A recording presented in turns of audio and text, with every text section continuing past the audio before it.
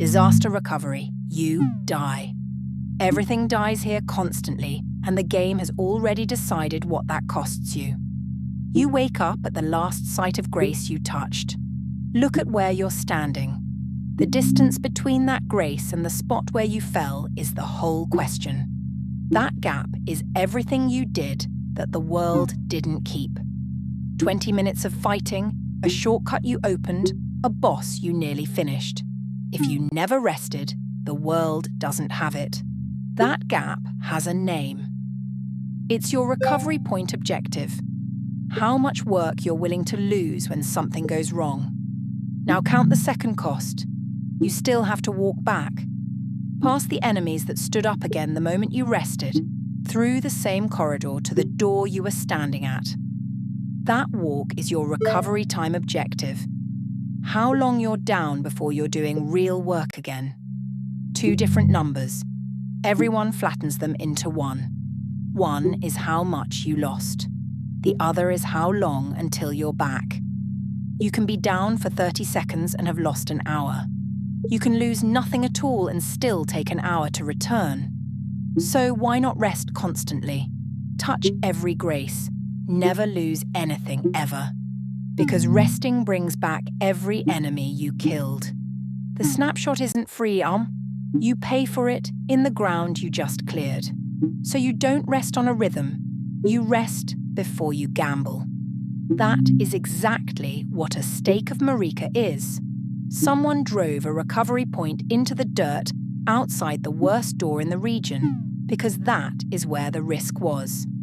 You take the snapshot before the dangerous thing, not after it, and look closely at what death actually takes. Not your sword, not your map, not the graces you lit or the shortcut you opened. Those are already written into the world. It takes the runes in your hand, the part you were carrying and hadn't spent yet. Uncommitted work is the only thing a failure can destroy, which is why the players who never lose anything are the ones who spend before they walk into the dark. Now, the cruelest rule in the game: when you die, your runes don't vanish. They sit on the ground where you fell, glowing, waiting for you. 1 copy, in the exact place that just killed you. Go back, get killed by the same thing, and they are gone permanently. That is a single copy stored in the location that just failed, and it is not a backup. It's the thing you are about to lose twice. A real copy lives somewhere the same disaster cannot reach. The lands between has an entire second world underneath it. Rivers, star fields, whole quiet towns, running along untouched while a dragon burns the surface. Nothing that happens up there reaches down there. That is why copies get separated by distance, so one bad day can't take all of them at once. Keep more than one, keep them apart, keep at least one somewhere the fire can't follow. But copies are not the whole answer, because a copy does nothing until you go and fetch it. Watch what a spirit ash does instead. You summon it, and it is already fighting. A second body in the arena, taking hits at the same moment you are.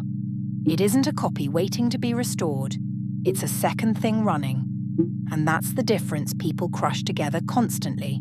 A backup is something you restore from after you are already down. Redundancy is something already running so that you never go down. One costs you time when it's needed. The other costs you upkeep every day it isn't. Then watch what happens in co-op when a phantom dies. The fight carries on.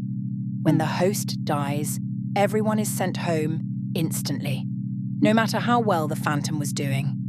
Anything that ends the whole run when it alone fails is a single point of failure. And the fix for that is never a better copy. The fix is not having one. Now think about where you come back to. A grace lit just outside the fog gate puts you at the door again in seconds. A grace across the region gets you back too, but you will spend minutes walking. And a region you have never entered has nothing waiting. No grace, no shortcut, no path you know. So getting there costs you the entire journey, on foot, the long way. Same map. 3 completely different speeds. The difference isn't luck. It's what you prepared before you needed it. Those 3 are a hot site, a warm site, and a cold site. A place already running that catches you instantly. A place that exists but has to be woken up. And a place that is only a plan until the day it isn't. Fast is expensive, and you pay for it while everything is still fine. Cheap is slow, and you pay for it on the worst day you will ever have. And here is the part this world gets right that almost nobody else does. You rehearse. Every single death is a practice run. You have walked your own recovery so many times that you know precisely where it hurts and precisely how long it takes. Most people who write a recovery plan never once run it, and a plan nobody has ever walked isn't a plan. It's a document. One thing today did not cover.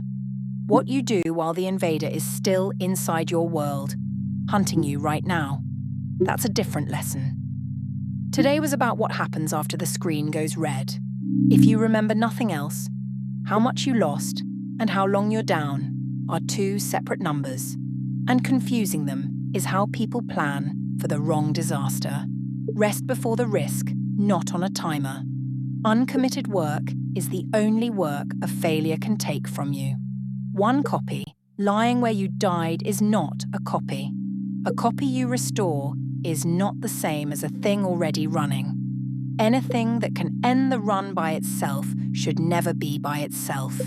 And a recovery you have never walked is a recovery you don't have. Rest often, spend your runes, light a grace before you open the door. That's disaster recovery. If that made it stick, subscribe. There's a new one every week.